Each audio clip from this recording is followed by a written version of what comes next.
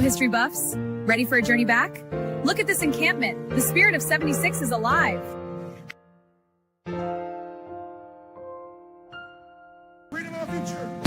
A true patriot savors these moments, but the fight for liberty calls. To the encampment for freedom of our future. For liberty. This is what American patriotism is all about. Look at these flags. They represent our fight for liberty.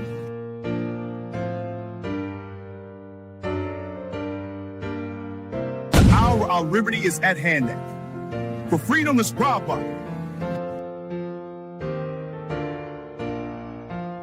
Secure our liberty. My fellow patriots, the hour of decision is upon us. Let us march forth with courage to secure our liberty. Welcome to my colonial home. Today, Del Payne's work captures the spirit of we fight for independence.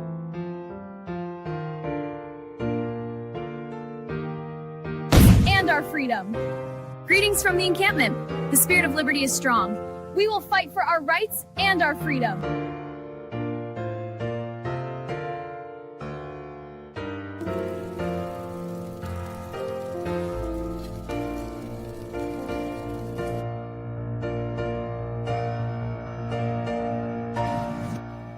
Hour is late. You must enact. To the encampment for liberty.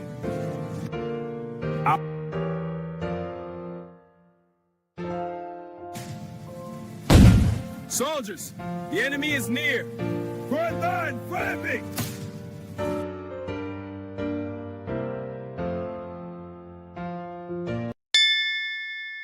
What was their explanation to you why they did not consult with you? It's worse than that because we've now found out that they consulted with the murderers, the mass murderers family, before they consulted with us.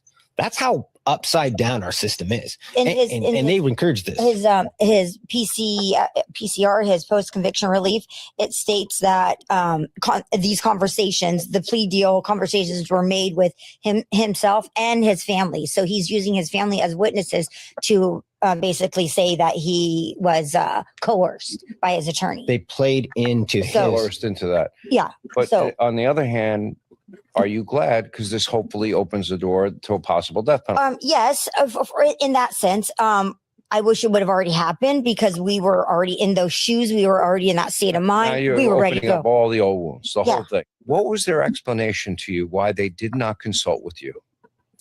It's worse than that because we've now found out that they consulted with the murderers, the mass murderers family, before they consulted with us.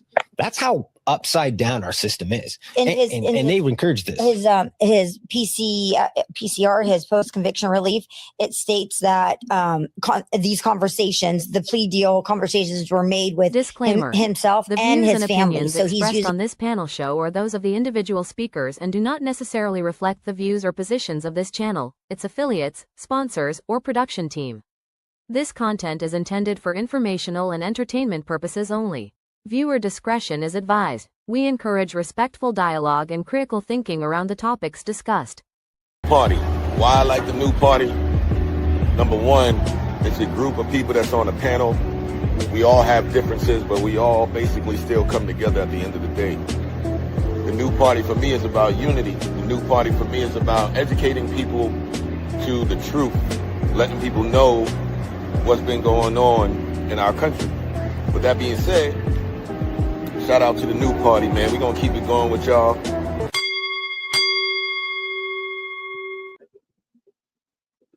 Welcome to the new party. It's your girl, Nora Christine. I'm hosting tonight our introduction to our true crime nights that we're starting tomorrow night. Neil will be hosting, talking about the Philadelphia potential serial killer.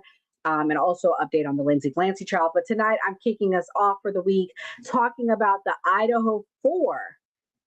So guys, I keep saying that we are literally watching a mass psychosis in this country because people are so obsessed with conspiracy theories that everything now is a conspiracy.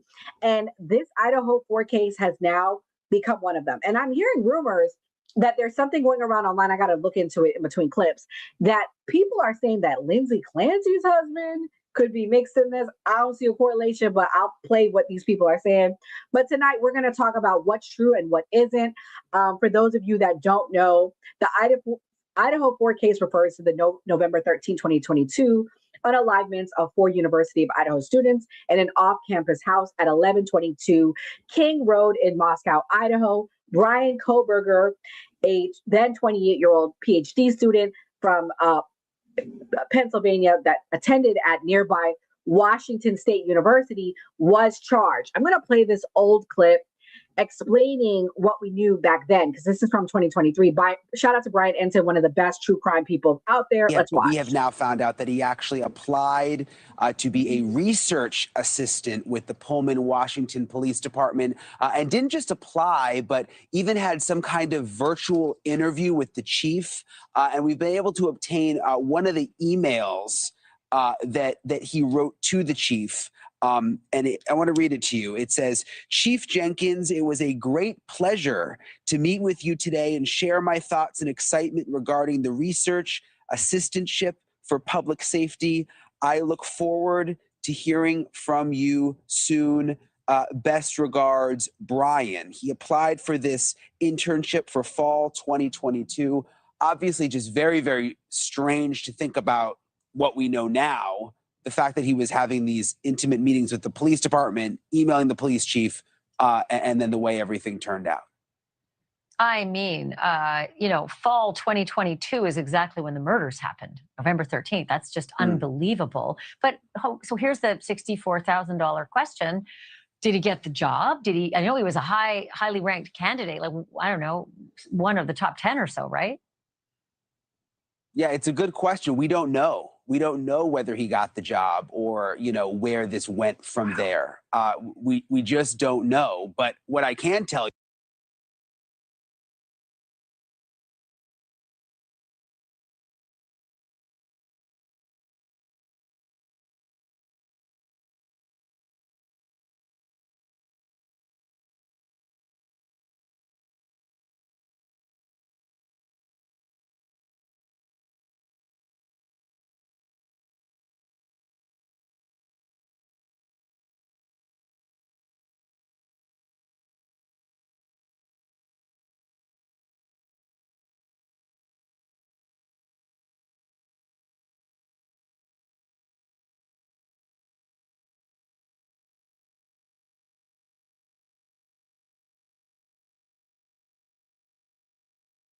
Y'all didn't even hear me this whole time. So Bryan Kohberger was a PhD student at the time. He was applying at the time to be he applied at his local police station to work for the police station. And thank you, Chaos. I didn't even know it was muted. I appreciate you. But anyway, so at the time, he was trying to work for his local police station, but he was like harassing women. So they're like, no, we can't give you this job. Well, maybe if they would have gave him the job, maybe he would have ended up in Idaho. But there are people online, and I'm going to play the conspiracies tonight, because there are many people that don't believe he really did this. And we're going to lay it all out, because I believe in being fair and being honest. Like the coincidence, I don't want to just off the chain. Show you one side, because that wouldn't be fair. But I got to give you backstory about who he is. So the police were stalking him. They were watching him before they arrested him. Let's watch this clip right here when they pulled him over on the drive back from Washington State all the way back to Pennsylvania. This is him and his father in the white car that was seen on camera when he unalived the students. Hello. How you doing? How y'all doing today? Good, good. Take a look at your driver's license real quick if I could. See, he's right up on that van, man. He was right up on the back end of that van. On the left. Pulled you over for Bryan tailgating. Is this your car? Okay. Cool. Where are you headed? Well, we're coming from WSU, and we're standing early. What's WSU? Yeah, I go to the university basically. That is watching the area. So we're okay. I'm having a hard time hearing you because of the traffic. So you're coming from Washington State University, and you're going where? Oh. We're going to be going to Pennsylvania. Oh, okay. Yeah. we're slightly punchy because we're driving for hours. Hours, days. Hours we're driving. Well, almost a day. Okay.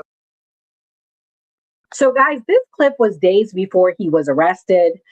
They were literally tailing him back to his home in Pennsylvania. And when he got back home, what they did was they took out trash from the side of his road. Now, they can't break into your home, but if trash is on the side of your house, they can then test your DNA, guys. I didn't know this was a thing, but that's what they did. And in turn, when he unalived the people, he left one piece of DNA, one piece of evidence. He did such a good job cleaning up the house that all he left was a knife sheath. And in that knife sheath, they found DNA. And from the DNA, they found him to be a match. And when they tested his DNA at the home, they found his father's, I guess he had like a Q-tip or something. And they said that 100% this person is the father of the person that left the knife sheath. Now, supposedly he bought said knife a few months before he left for college from an Amazon purchase. The other odd thing was he didn't use one of his credit cards or debit cards. They're saying he used like Amazon card, like he used his credit card to buy a gift card and in turn used the gift card to buy the knife sheath. It's a lot of weird connections to this whole thing. And that's why many people have their doubts and they're questioning this. I'll give my opinion at the end, but I want to play some of these conspiracies that are coming out for you guys because a lot is coming out. First, people are trying to link him right now to a current case that's going on. And let me play the clip for you. These two pictures side by side, I actually got the chills. So Patrick Clancy is on the left, Bryan Kohberger is on the right. Now look at them. The eyes, the expression, the intensity of that stare, even the overall facial structure. So tell me you don't see an eerie resemblance because once I saw it, I couldn't unsee it. Kohberger is the man convicted of the November 13th, 2022 murders of 4 University Idaho students. And those eyes are what immediately grabbed me. There's this incredibly intense, almost emotionalist look in both photographs that to me, it's unsettling. Now, before somebody comes at me for in the comments, you cannot diagnose psychopathy by looking at someone's eyes, ears, or facial structures. That's not how psychology works. And the position of someone's ears in relationship to their eyes is not evidence that they're a psychopath. But I am allowed to say these two photographs give me an unsettling feeling. Absolutely. Because side by side, the resemblance is freaking uncanny. Maybe it's the angle, maybe it's the expression, maybe it's simply coincidence, but I need to know, am I the only one seeing this? I need y'all to put your thoughts in the comments.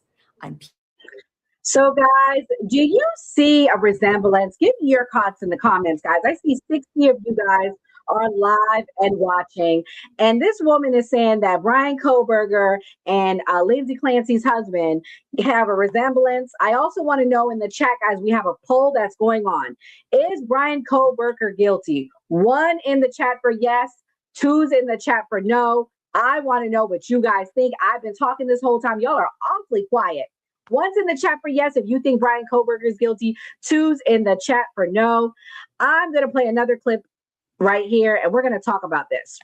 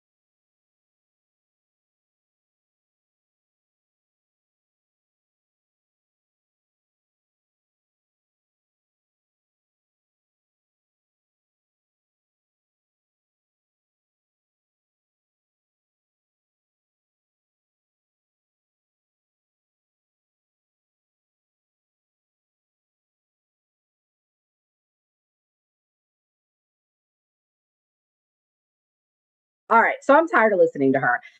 These people, they call them Kohberger worshipers. A lot of them go to the trial. They've harassed the Goncalves family. We'll play that next. They harass all the victims' families. They are so convinced that Bryan is innocent that they harass these families to no end. And I'm not making this up. I'll play some other opinion pieces because, again, it's not all about me. I want you guys to hear other viewpoints.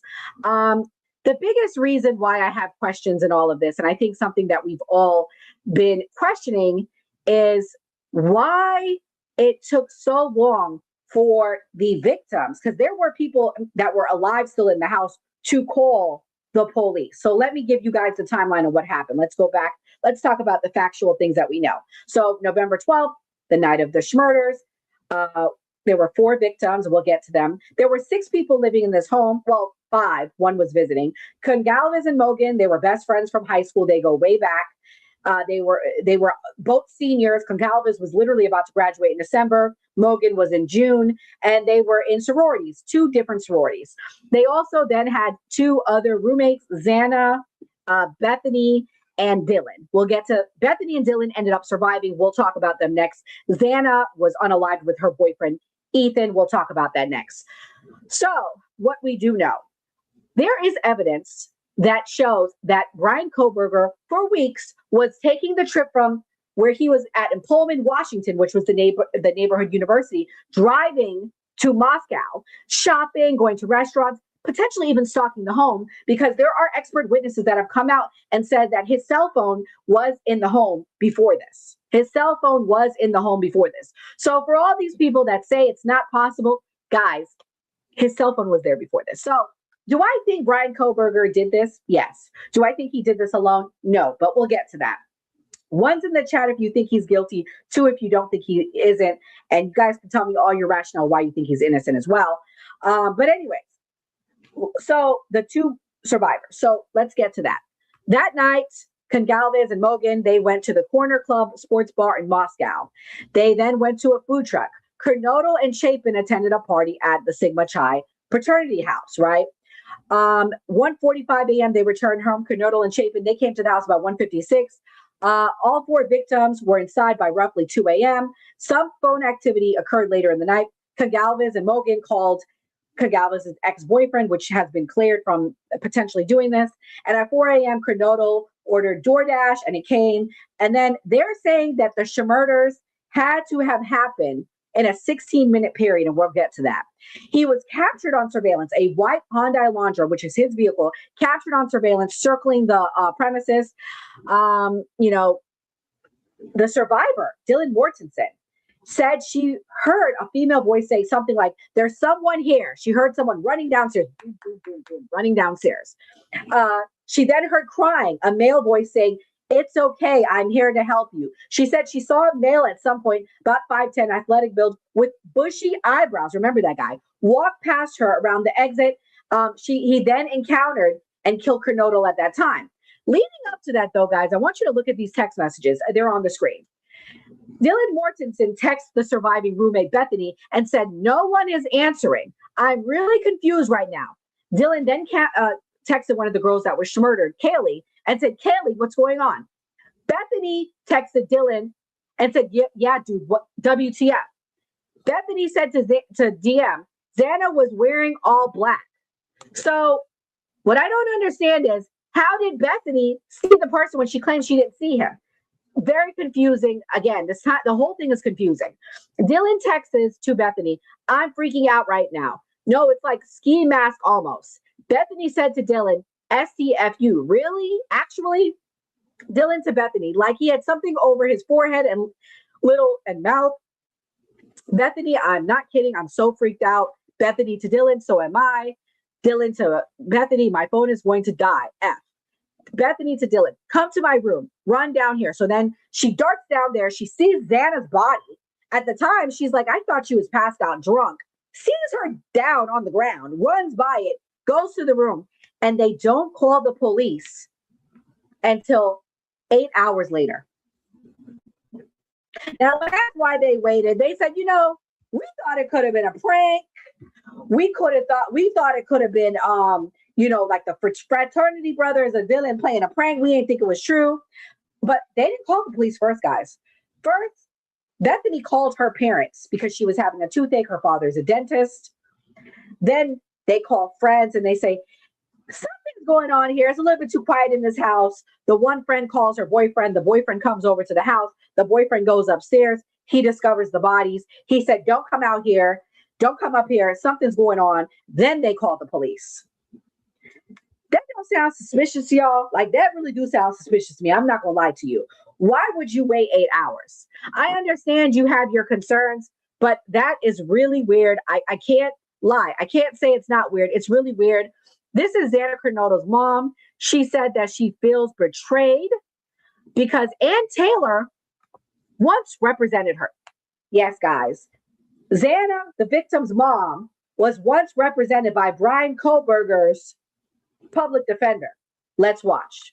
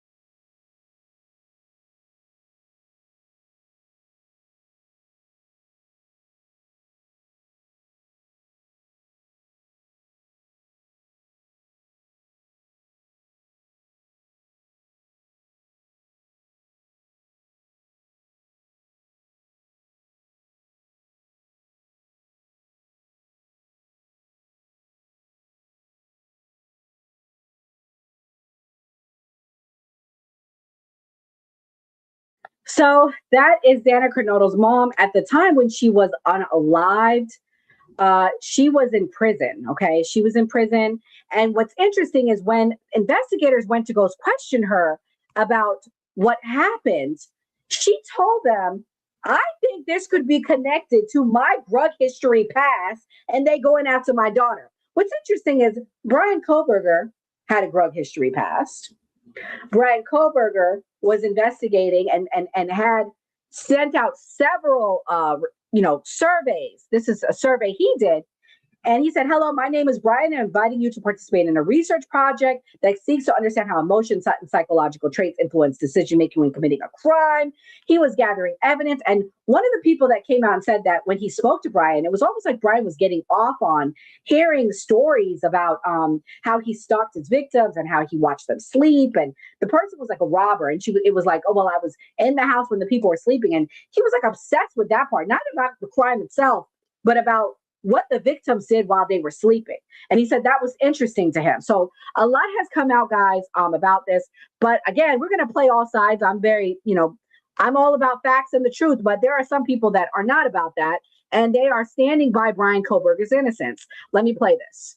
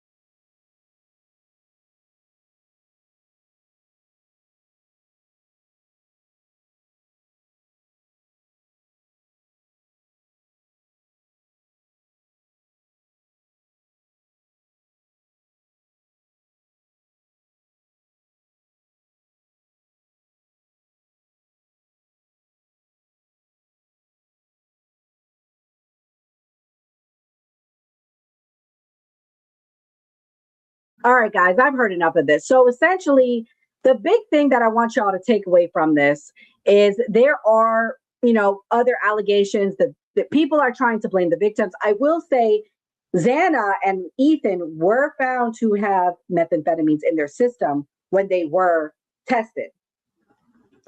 It was said that they were the two roommates in the house that would partake in some extracurricular activities.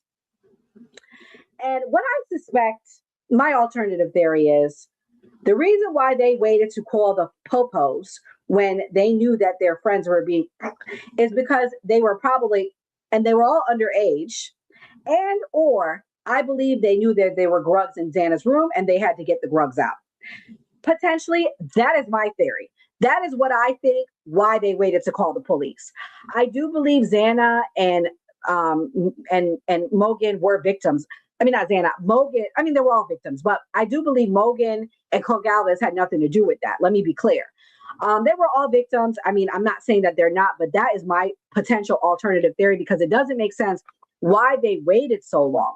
Why did they wait so long? Okay. Like, why wait so long? I want to play this clip of what the car looked like so y'all can.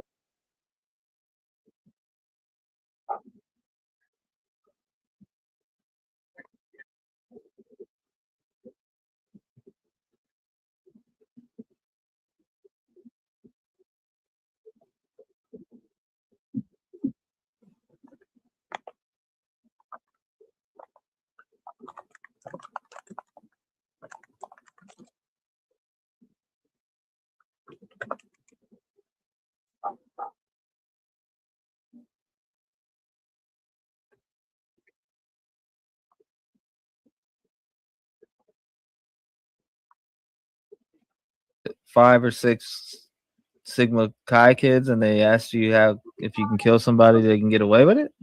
Yeah. Did I hear that right? Yeah. And I know that's a thing that just like maybe people say, trying to like have interesting conversation, but like just in my head, it's like it's always been these dudes that were in the fraternity. And so it makes me wonder if it's a thing that's in their like culture that they ask to see how smart you are and whatever. This is interesting. And what kind of answer you come up with, and someone took it too far. At the time too, with the fraternity guys. Oh wow! Who? What kind of dudes would ask you that? Well, that's crazy as shit, man. Oh man. Okay, guys, this is Bryan Kohberger for all of you that think he's innocent still, admitting to doing it. Let's watch. Did you, on November 13th, 2022, enter the residence at 1122 King Road in Moscow, Idaho, with the intent to commit the felony crime of murder? Yes. Did you, on November 13th, 2022, in Latah County, state of Idaho, kill and murder Madison Mogan, a human being? Yes. And did you do that willfully, unlawfully, deliberately, and with premeditation and malice of forethought? Yes. Did you, on or about that same date in Moscow, Idaho, kill and murder Kaylee Gonzalez, a human being? Yes. And did you do that willfully, unlawfully, deliberately, and with premeditation and malice of forethought? Yes. And did you, on that same date in Moscow, Idaho, kill and murder Xana Kernodle, a human being? Yes. And did you do that willfully, unlawfully, deliberately, with premeditation and malice of forethought? Yes. And then on or about November 13th, 2022, again in Latah County, Idaho, did you kill? I don't know what more else y'all need to hear. Bro just admitted to it. Yes, he said he did it. I don't know what else to say, y'all. I mean, this week the details came out regarding the United Healthcare unaliver Mangione that everybody was obsessed with. Everybody thought he was a hero. He didn't do it. He gave backstory. He gave details how he did it. And I know there are still people that says, no, he didn't do it. The government told him to say that. You guys, some things are just the way it seems. Let me be clear though. Do I think that this punk right here could have did it by himself? No, I don't think he did it by himself. Let me be clear. I do think that there was someone else. I don't think you can stab 4 people 150 plus times in 16 minutes by yourself. I just don't. I don't believe how you can do it. I do believe he had help, but he's it. He's it. He's the one who did it. There's no other way that he didn't do this, guys. And again, I told you I was going to be fair. I'll play more clips of the other conspiracies because there are a ton out there where people just really don't believe Bryan did this. They really don't believe he had a hand in this. This clip right here. Hold on.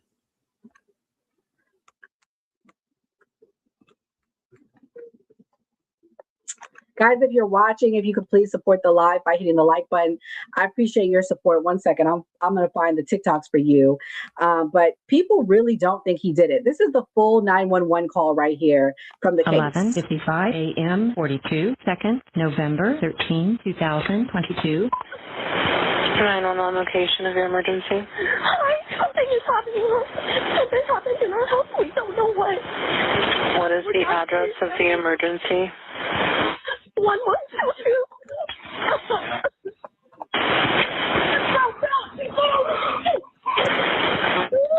What is the rest of the address? Oh, Kings Road. Okay. And is that a house or an apartment? It's a house. Can you repeat the address to make sure that I have it right? I'll talk to you guys. We live at the White, so we're next to them.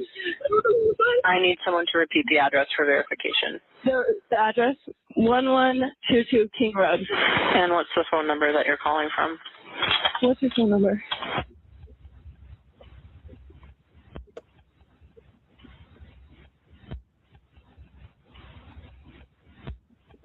And tell me exactly what's going on.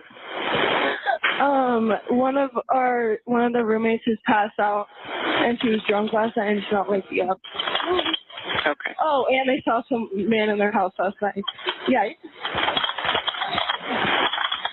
Hi, and are you with the patient? Okay, I need someone to keep the phone, stop passing it around. Can I just tell you what happened pretty much? What is going on currently? Is someone passed out right now? I don't really know, but pretty much at 4 a.m. Okay, I need to know what's going on right now if someone is passed out. Can you find that out? Yeah, I'll come. Come on, but we gotta go check. But we have to.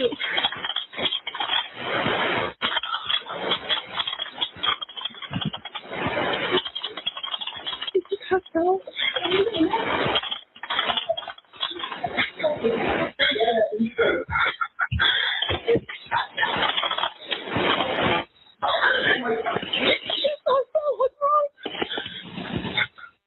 Mind you, at this point, she doesn't know that her roommate is filled with blood on the floor. There's so much blood that was dripping down on the side of the building.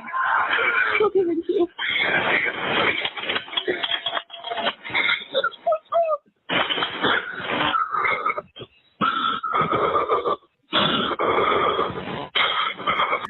Anyways, I'm going to play this clip, guys. This is somebody that swears he's innocent. Whoever said you need to let the Idaho 4 case go. Quit talking about a solved case. Bryan Kohberger is guilty and he won't even defend himself. Why are you defending him? Bryan Kohberger himself won't even say he's innocent. What was that again? What'd you say? Because whatever you were saying, it was wrong. Bryan Kohberger himself has now come out and said that he is innocent of the Idaho murders, and he seeks to take back the guilty plea. Bryan Kohberger told the New York Times that he is seeking to challenge his murder conviction, saying his actual innocence is my truth. I know it is still considered an unpopular opinion. After sinking an incredible amount of effort and time into this case for the past year, I can tell you with full confidence that Bryan Kohberger did not kill the Idaho 4. And I am so happy to see that he finally came out and said that himself. Those of us seriously digging into this, that have been digging into this, we're not just crazies and losers. Myself and others have been trying to tell y'all the Idaho 4 case. You are crazies. You guys are crazy. He admitted to it. He admitted to, can you finally leave his family alone too? Like, you guys are freaking weirdos. The Goncalves family has gone through so much just trying to fight for the truth for their daughter. And in fact, they want a trial, guys. The Goncalves family, and I'm about to play their clip, they want a trial. They said they want to, him to get the death penalty. And they want the evidence out there. Let's watch her mother and what she had to say. These poor people. Here we go. I don't think he intentionally went into that house to kill 4. I think he intended on killing 1, and that is either Kayla or Maddie, because he went straight upstairs. Why do you believe that? Because he went straight upstairs for 1, and I just he walks past one of the victims' doors right off the bat. He walks right past the victim. This is the girl that locked herself in a room. Mhm. Walks right and never past her. came back to her. never went back to her. And then, But she saw him. yes. Mhm. And Kaylee and Maddie happened to be in the same bedroom, but upstairs is just 2 bedrooms and a bathroom. And Ethan and Xana were downstairs. Yes. Yes. So he went straight upstairs. And I think that he intended to kill Kaylee or Maddie. And Kaylee happened to be in bed with Maddie. And obviously she woke up and that happened. And then Xana woke up, or Xana was awake. Xana was awake. She did a TikTok at 4:12 or commented on TikTok at 4:12, got food at 4 o'clock. Mm-hmm. So, I mean, there was a lot of paths crossing here, at this point. Yeah, unfortunately, Xana woke up and he attacked her. He was interrupted. I think he was so angry that he was interrupted. This is what a legal analyst has to say about him withdrawing his guilty plea. Let's watch. This is a very difficult thing to overcome for Bryan Kohberger, right? Taking back a plea, putting yourself in a position to actually have a trial and to be able to plead not guilty. This is a legal burden. And so I'm wondering where you think this goes next for him. It's a very high and very difficult legal burden for anyone to overcome. And this is not a regular case. It's a case with exceptional circumstances. The first issue is he didn't allocute. That's the first thing that always sticks out to me. It really bothered me that he didn't allocute, and that Same. caused a lot of problems. Same. Because that's supposed to happen. Well, let's take a step back and ask ourselves what we don't know. Who was the NBC Dateline leak? Wasn't me. Correct. It wasn't. The Ada County Sheriff's Department's investigating Ann Taylor's office. And the special master who did the investigation knew before the plea who it was, and they put that on file and they sealed it. Bryan. I really honestly do hope Bryan Kohberger gets his trial so you guys can shut the hell up and stop talking about how innocent this guy is and leave the family alone. This is him buying the gloves because he's so surveillance innocent. video shows convicted murderer Bryan Kohberger changed his shopping behavior following the brutal killings of 4 University of Idaho students. A visit to Walmart on November 12th appears to be the last time cameras record Kohberger at checkout without gloves on. That was just hours before the murders. After that, he returns to Walmart many times, but is seen wearing gloves to purchase his items, only exposing his hands to go through his wallet on occasion. I wonder why he had to use gloves all the time, guys. Is it because he ain't want his DNA to be left? Hello, like all of you guys that say he's innocent, I need you to get your heads checked. I've never seen so much evidence in my life. And people are making up rumors saying that there was no DNA on the knife sheath, all these rumors, just craziness. This is a video of Kaylee just weeks before because it was a noisy party house. Let me play this. How are you? Good, how are you? Good. Is this your place? Yeah. Perfect. You know why we're here? And I assume noise. Noise, yeah. Yeah. Big speaker right there. Yeah. Nothing against having a party. Once neighbors start calling in, then we have an issue. Fair. You go to school? Yeah. Okay. What year? Senior. Senior. Okay. So I'll tell you the same thing I told them. You probably know the drill, right? Actually, no. Oh, okay. So usually, at least for me, I'll give you a verbal warning. Okay. Once I have neighbors calling in, your music's too loud. You're disturbing the peace. Yeah. Nothing against having parties. Nothing against having people over who are overage to drink. Mhm. But again, once we start disturbing the neighbors, then we've got an issue. Yeah. Noise ticket is up to 300. Yeah, and somewhere around 300. Okay, it's a pretty expensive ticket. I don't want to give that to you. That being said, this is your place, so I'm going to hold you responsible. Uh-huh. Because it is your place, you're also responsible for everybody here. Yeah. So I'm going to grab your info. Yeah. And if I do have to come back here, a $300 ticket's coming your way. Okay. And it only gets more expensive from there. Is that fair? Yeah, that's Okay. fair. Absolutely. Sounds good. This was, one of her last images of her. I want to say this was like a month before. Kaylee actually had moved out of the house like a couple of weeks before she was unalived. Hi, Meta. This is our true crime night. We're talking about the Bryan Kohberger case, how all these lunatics thinks he's innocent and all the evidence against him.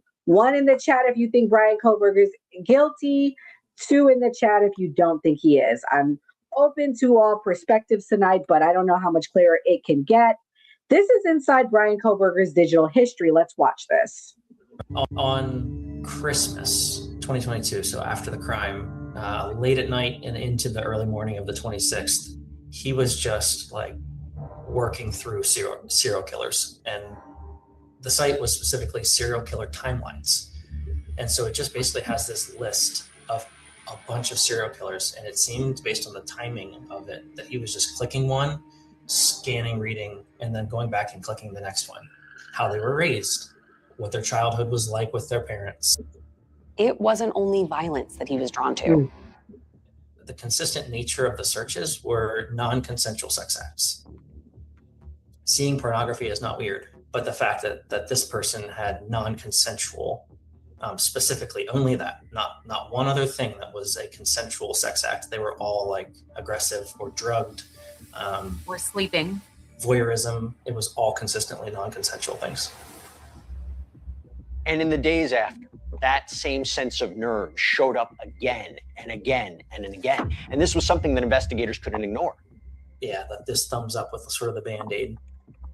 As soon as I saw it catches your eye, you know, because his knuckles look just so white, and like it reminded me of like scrubbing your hands for days to try to get something off.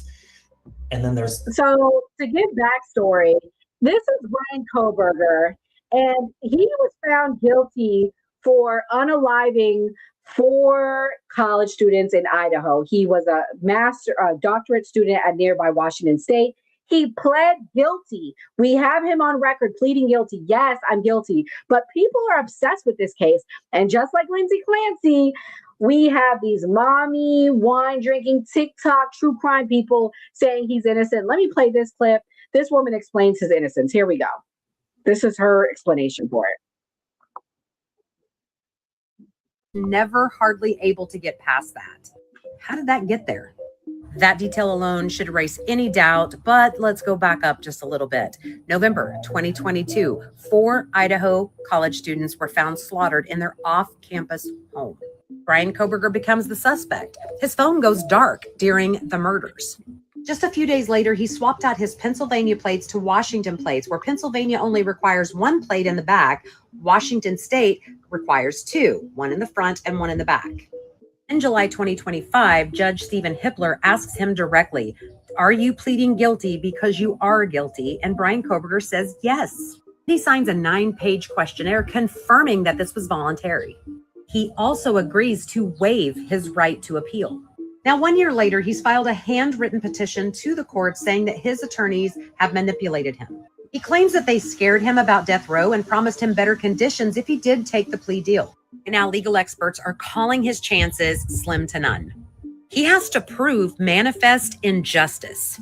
And Taylor was a really good attorney, so he may have a little problem doing that. It's nearly impossible with a signed confession on record. Drop your thoughts below and tell me what you think about this. His DNA was found on the knife sheath under. This is what I think. I think that all you people that think he's innocent need to go get your heads checked. I'm about to play one of these Looney Tunes that I found on X that think he's innocent. Here we go. Tension between people and our roommates at the house. Okay. This next one's a big one. And had we done this interview yesterday, I don't know, it worked out fine. Let me give backstory actually, because this is interesting. This is one of the surviving roommates, and this is what people are hanging their hat on. This is her account of the person she saw. Let's watch. Would you have been able to put anything down for the second question, which is, do you know who is responsible for the murders of your friends? No, I thought it was for the whole time. Serious? Yeah. I thought it was him until when I did the last FBI interview. They had said has been so cooperative and blah blah, and that. Is that the one with Aaron when you did the interview? Yeah, no, it was the one on the Zoom thing. Maybe that was Aaron. I can't remember. No, it was with you. Oh. Yeah. I think my mom had talked about all the media stuff, and then someone said something about how something in the same exact media, and that he's been so helpful and cooperative, and that made me think, oh, that was a good way that it was him. So then I was like, okay, well, shit, it's not him. Like, I don't know who else it could be, and I really thought it was from UVI because it's like they knew where we lived. Because for me, to go up to Katie and Maddie's room, you have to go past my door. I don't know if I locked my door or not that night. I usually did when I wasn't drunk, but I was drunk that night, so I have no clue. So that's why I kind of just figured it would be someone U of I that knew exactly where all of us lived in that room, in the house. Because obviously they weren't stepped down a bathroom ever, from what I know. So that kind of just like made me think, oh, it's probably someone from U of I. But like we've been talking to our friends, like who could it be? And we couldn't think of anyone. And the only thought we had was just because of like he lived next door to us, he was a blah blah blah, like just random stuff like that. He's like grub chuck. But then we saw the video of Maddie and Kaylee and walking together, and we're like, oh shit, like they were walking together. It wasn't like, you know, that's what also kind of made me believe like it really wasn't him. So no, I wouldn't have known at all who it was yesterday. Okay.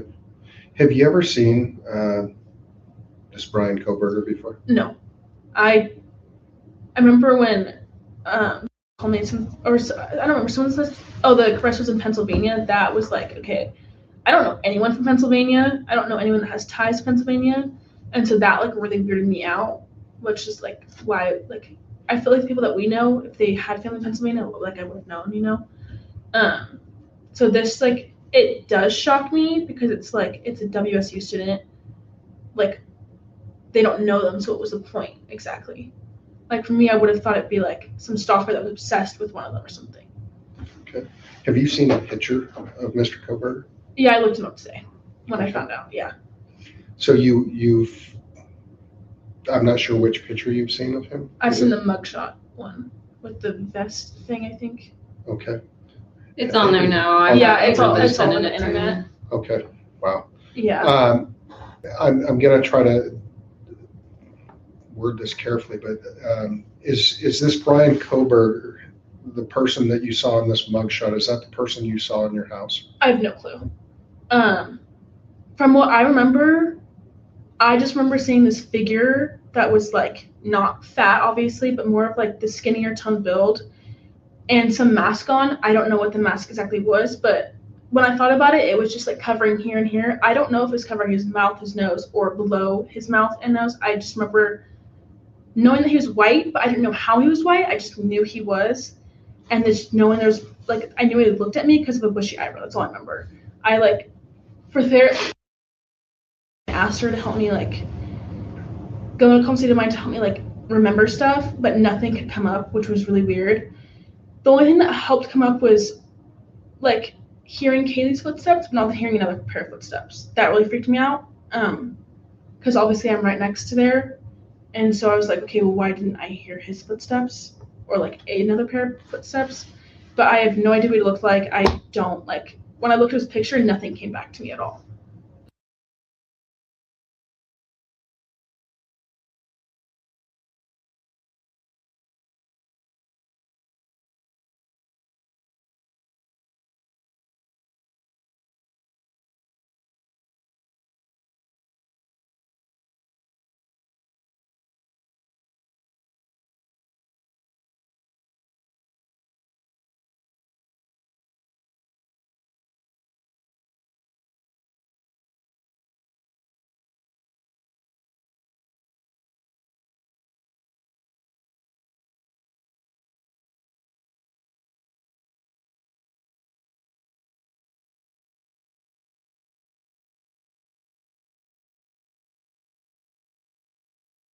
This girl was so drunk. She didn't even know what was going on, guys.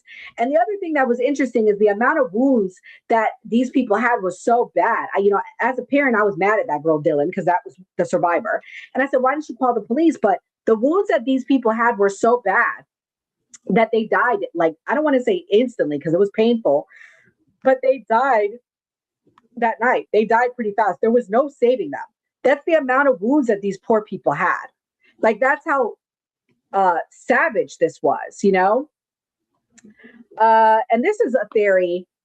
My theory of why DM did not call the police as a woman who lived in a college house.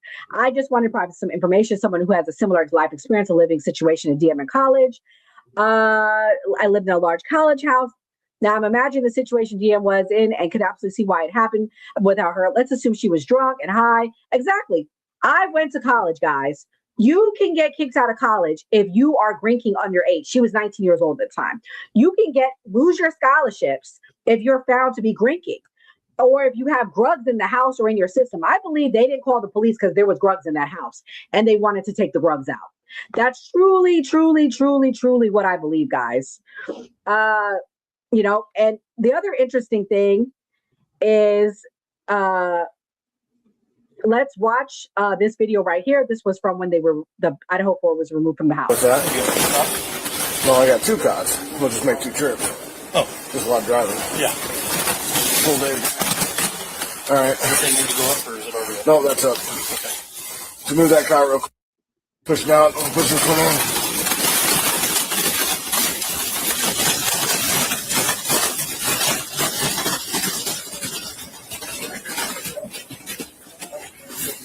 Want our dirty future? That's a souvenir.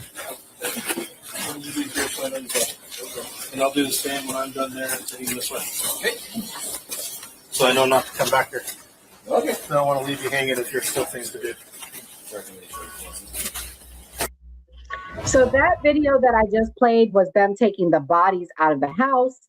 This video, guys, this is another thing that people love to talk about, guys. This was okay. So in the college town, there is a food truck, and this food truck has a, like, I guess a YouTube stream or like some sort of social media stream. And this was the food truck where Xana and Maddie were at. So people are saying that there was some weird behavior in that very top video right there. There's not Xana and Maddie and Kaylee. The girl right here in the in the gray sweatpants in the background and the white sweater was one of the victims, Kaylee. And she was there with Maddie ordering food. So people are saying that they feel like the behavior of the men nearby were suspicious. They felt like they were watching them, and supposedly Dylan thought it could have been one of the guys from the food truck. They call him like hoodie guy or something like that could have been there because I guess he had a thing for them. So people are like really, really obsessed with this video right here. They talk about it a lot. They say there was, stalkers potentially. I'm going to play another person who is suspicious that Bryan is innocent. And let me play this clip right here. Let's watch. Oh, you're a Kohberger. Oh, you're supporting a. Oh, what a turn of events that I'm happy to report on today. Kings, queens, and internet cousins. Bryan Kohberger has changed his plea deal from guilty to not guilty, like I stated from the beginning. Now, if you guys have been following this case for long enough, I believe that Bryan Kohberger is innocent of the slaying of the 4 Idaho students. You may ask why I believe that. The reason why I believe that is because I don't believe anyone could get inside of a home, take out 4 people brutally. We're talking hundreds of puncture wounds and have no red stuff on you, nothing at all. So in a twisted turn of events, as we all expected who have been following. Okay. So this is what I got to say to this broad right here. Who did it then? Did they just magically die? That doesn't make any sense. Of course, he probably had a bodysuit on. What I believe is, and what a lot of people believe, is he took a way out of the way because he would hike and he would go places to throw his clothes off, to change his clothes. He probably had like a plastic sheet in his car and he got rid of the knife in a field somewhere. I mean, but these are the kind of people that don't believe he's innocent. Very low IQ, could possibly be intoxicated. Let's watch. Case closely. Bryan Kohberger did a phone interview with the New York Times, and he agreed to the plea agreement because of what was described as false promises and blatant disinformation. He maintained his absolute claim of innocence and wants the questions surrounding the case to be examined. He agreed because his ass ain't want to go live in a rat hole for the rest of his life.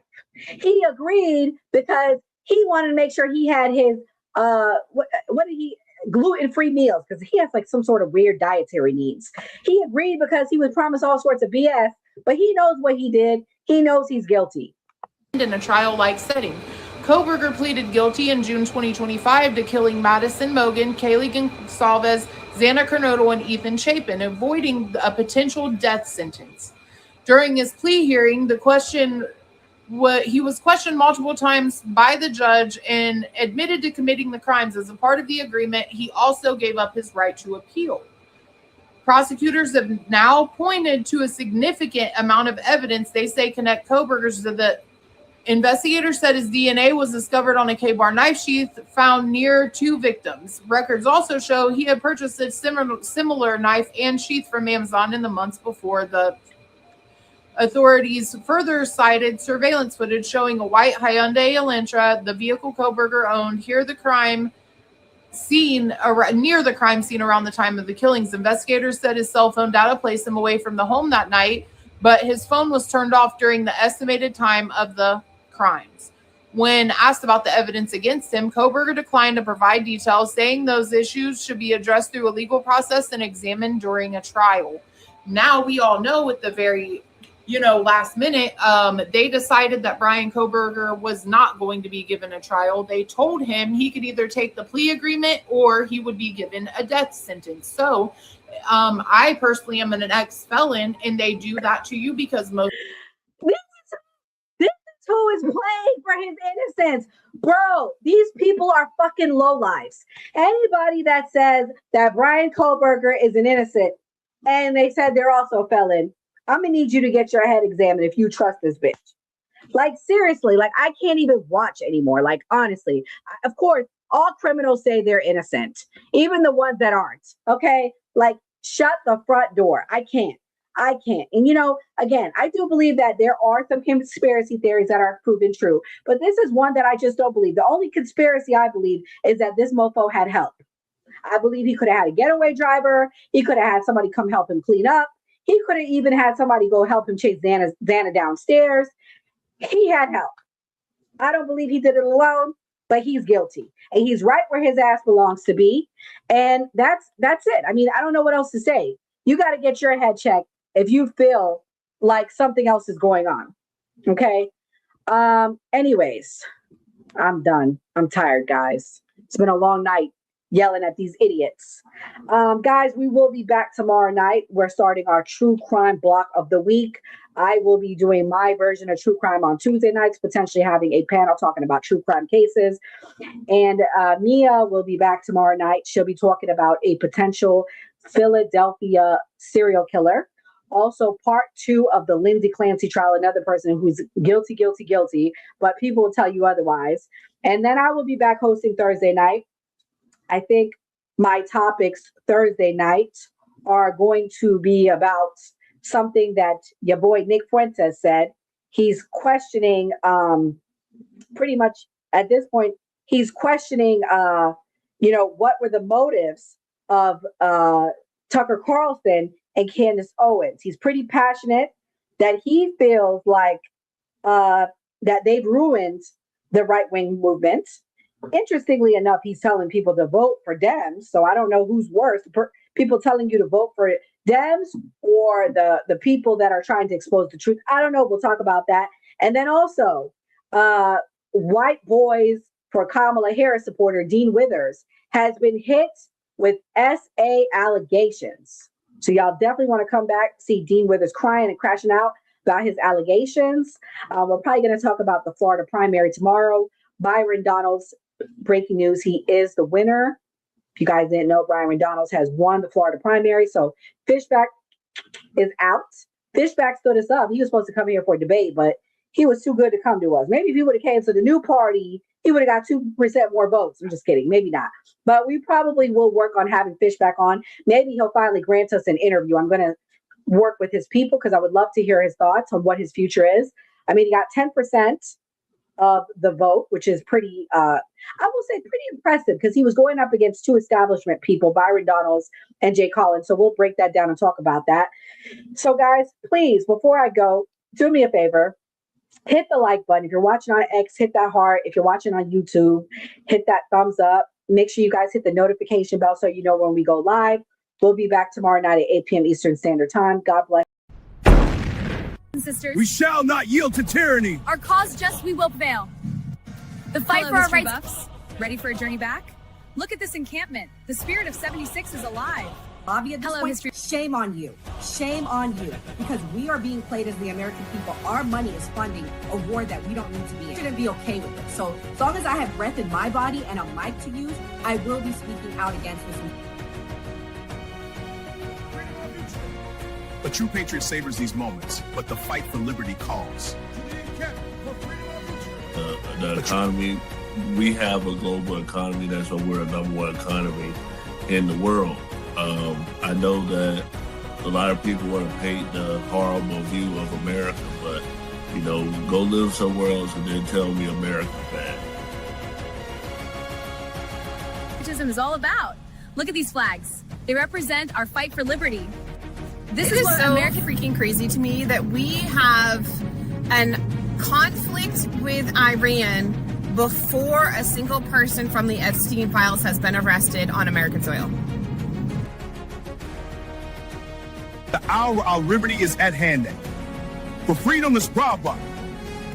Brothers Yeah, I and was sisters. working, man, you know, but it's good to see Rippy out there handling business, man. And again, hey, that's a lot of black Trump supporters, man. I mean, it feels good to see that, man. So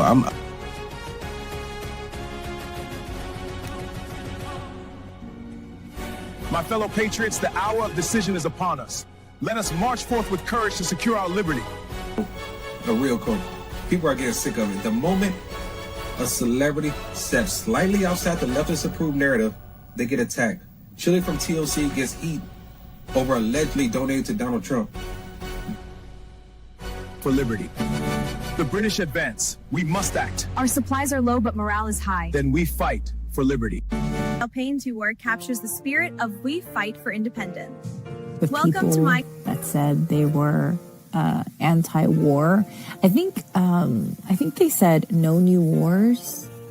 Yeah, they voted for a president that was not going to start any new wars. And what's funny to me is that not only were you lied to, not only did this man start this and get out of the freedom. Greetings from the encampment. The spirit of liberty is strong. We will fight for our rights and our freedom. Just in order to get the Greater Israel Project accomplished, you have to kill people. That's why it's wrong. Killing people is wrong, full stop. So you can try to make sense of it with, well, it's a threat and this and that. There's no greater threat than the United States empire. Vocabulary up, because I'm throwing out words like hubris, acquiesce, verbose. What are you going to do about the dichotomy of the nuance?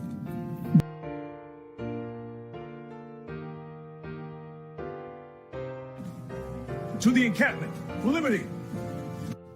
And what I've learned, and I'm not a liberal or a Democrat. I voted for Trump the first time, but he's become a politician. He lies like all the other politicians. He deceives like all the other politicians.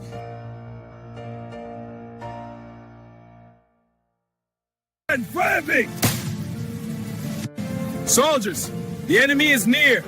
Not only do I love my FBA fam, my Black American fam, my Black people on code, you know, my people that's allies with us, as part of the fam. I love y'all. I love my country too. You feel me? The cause to victory. To victory. These pastries are wonderful. Indeed, but we must stay vigilant.